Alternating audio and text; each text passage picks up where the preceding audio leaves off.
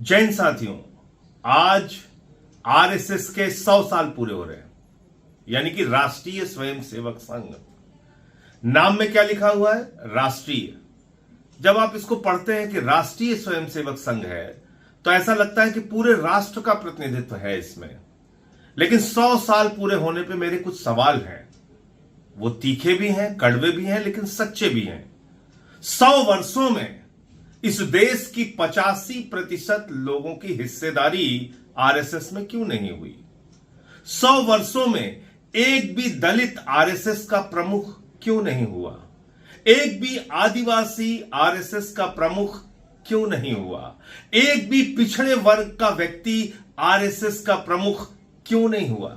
कभी आपने सोचा, कभी आपने विचार किया कि आरएसएस जो अपने आप को राष्ट्रीय स्वयंसेवक संघ कहती है, उस आरएसएस में एक भी आरएसएस का प्रमुख 85% आबादी से नहीं है।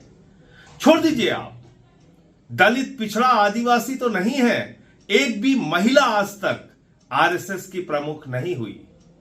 तो आप इसको एक दकियानूसी सोच वाला, एक संकुचित सोच वाला संगठन कह सकते हैं, जो संविधान के खिलाफ है, जो आरक्षण के खिलाफ है, जो दलितों के खिलाफ है, आदिवासियों के खिलाफ है, पिछड़ों के खिलाफ है, जो मनुवादी व्यवस्था में यकीन रखता है, जो जाति के नाम पर भेदभाव वाली व्यवस्था में यकीन रखता है, जो छूत और अछूत की व्यवस्था में यकीन रखता है, जो बाबा साहब डॉक्टर भीमराव अंबेडकर के खिलाफ है, उनके संविधान के खिलाफ है। ऐसे संगठनों से आपको सावधान रहना चाहिए। और इनका क्या योगदान रहा भारत की आजादी के आंदोलन में, यह आपको जरूर पढ़ना चाहिए। 100 वर्षों के पूरे होने पर इनकी शुरुआत 1925 से हुई है, और तब देश जब गुलाम था अंग्रेजों का, उस वक्त आरएसएस ने अंग्रेजों का साथ दिया। इस सच्चाई को देश के लोगों को आज 100 वर्ष पूरे होने पर बताना चाहिए।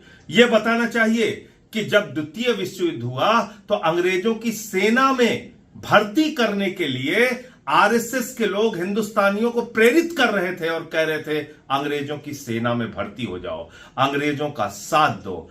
आप जाइए, इतिहास में पड़ताल कीजिए, खोजिए और थोड़ा वक्त लगाइए, आपको पता चलेगा। क्रांतिकारियों की मुखबिरी इन्होंने की, भारत छोड़ो आंदोलन का विरोध इन्होंने किया, भारत की आन बान और शान तिरंगे झंडे का विरोध इन लोगों ने किया। यह इतिहास का ऐसा काला सच है जिसको आरएसएस कभी इनकार नहीं कर सकती। इसलिए जब आप 100 साल पूरे होने पर यह सुन रहे हैं कि प्रधानमंत्री टिकट जारी करने जा रहे हैं, पाठ्यक्रमों में आपको आरएसएस का इतिहास पढ़ाया जाएगा, तो उनकी बड़ाई, उनकी तारीफ, उनके कसीदे पढ़े जाएंगे, लेकिन यह नहीं बताया जाएगा कि इसने आजादी के आंदोलन में देश के साथ गद्दारी करने का काम किया है। यह भी नहीं बताया जाएगा कि 52 साल तक आरएसएस ने अपने मुख्यालय पर तिरंगा झंडा नहीं फहराया। और यह तो आपको जरूर याद रखना चाहिए कि यह भेदभाव में यकीन रखने वाला संगठन है। इसीलिए आज तक आरएसएस का कोई भी प्रमुख दलित,